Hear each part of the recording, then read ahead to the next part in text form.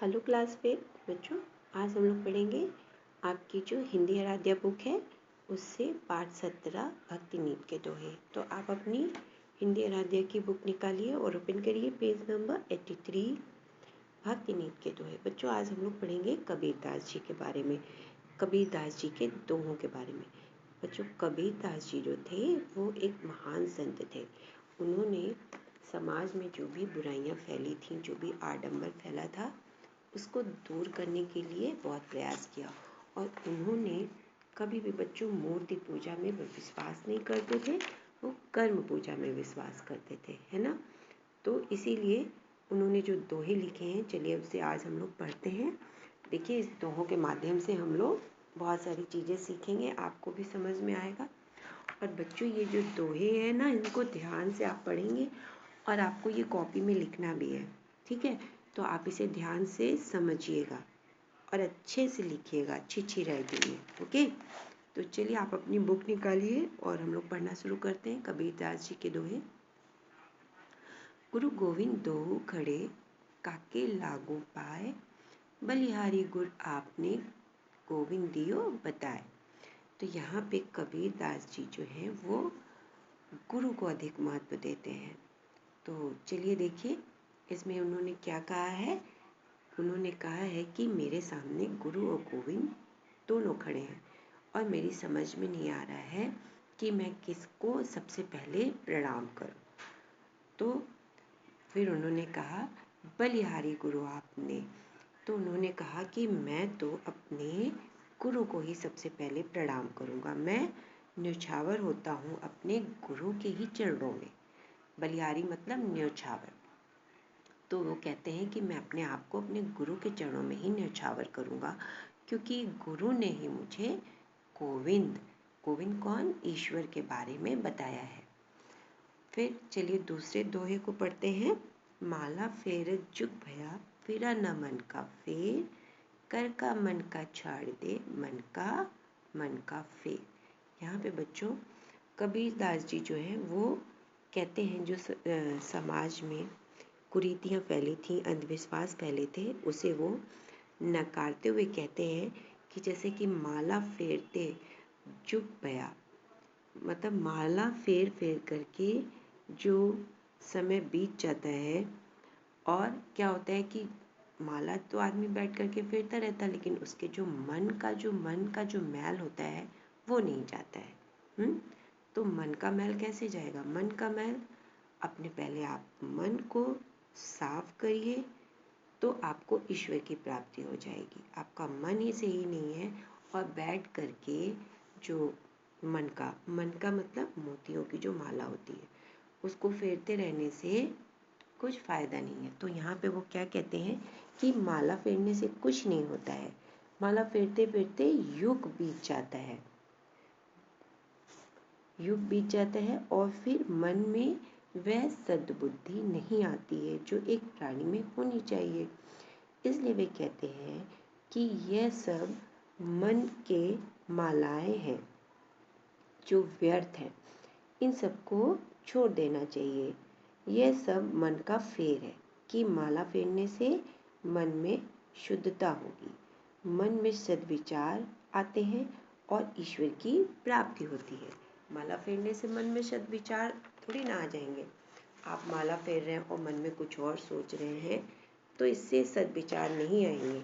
तो वो क्या कहते हैं कि अपने मन मस्तिष्क को स्वच्छ और साफ पहले रखो, ईश्वर की प्राप्ति अवश्य होगी। उसे ढूंढने के लिए कहीं बाहर नहीं जाना है, अपने अंदर स्वयं खोजना है। ईश्वर अपने अंदर विराजमान है, बस उसे ढूंढने की जरूरत है। चलिए फिर तीसरा दोहा हम लोग पढ़ते हैं। पोथी पढ़ी पढ़ी जग मुआ, मतलब पोथी पढ़ पढ़ के लोग, मुआ मतलब मर गए, पोथी पढ़ पढ़ करके मर गए। पंडित भया न कोई, फिर भी कोई उससे पंडित नहीं हो जाता, उससे कोई विद्वान नहीं हो जाता है। उनका ये कहना था कबीरदास जी का कि पोथी पढ़ने से, पोथी या पत्रा जो भी है उसको पढ़ने से कोई पंडित या विद्वान नहीं हो जाता है। ठाई आखर प्रेम का पढ़े सो पंडित होए। वे कहते हैं कि वहीं तो अक्षर प्रेम का पढ़कर एक साधारण सा व्यक्ति पंडित हो जाता है, अर्थात उसके स्वभाव में नम्रता का समावेश हो जाता है। तो प्रेम ही बच्चों वो साधन है जिससे ईश्वर की प्राप्ति की जा सकती है, जो मानव का कल्याण कर सकता है। पोथी या पत्रा पढ़ने से कोई पंडित नहीं हो जाता। इसमें तो यहाँ पे जो ये लिखा है, पोथी पढ़ी पढ़ी जग मुआ, मतलब पोथी और पत्रा पढ़ पढ़ के लोग मर गए, लेकिन वो पंडित नहीं बन सके। और वो पंडित कौन है? जो दो अक्षर प्रेम का एक साधारण सा व्यक्ति भी पढ़ने से पंडित हो जाता है, अर्थात उसके स्वभाव में नम्रता का समावेश हो जाता है ना।